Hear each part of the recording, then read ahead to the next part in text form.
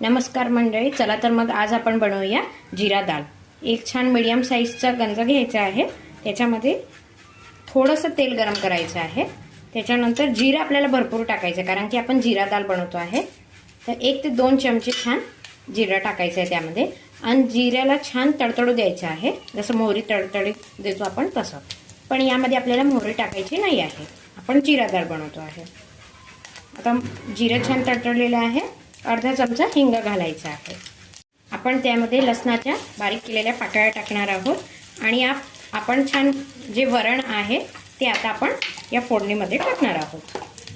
छान वरण टाकलेलं आहे। यामध्ये आपल्याला चवीनुसार मीठ घालायचं आहे आणि अगदी चवीनुसार तुम्ही स्किप करू शकता, अगदी नकळत चवीनुसार साखर घालायची आहे। या वरणाला छान 2 ते 3 मिनिटं उकळी येऊ द्यायची आहे। मंडळी, आपल्या वरणाला छान उकळी आलेली आहे। आपली जिरा दाल तयार आहे।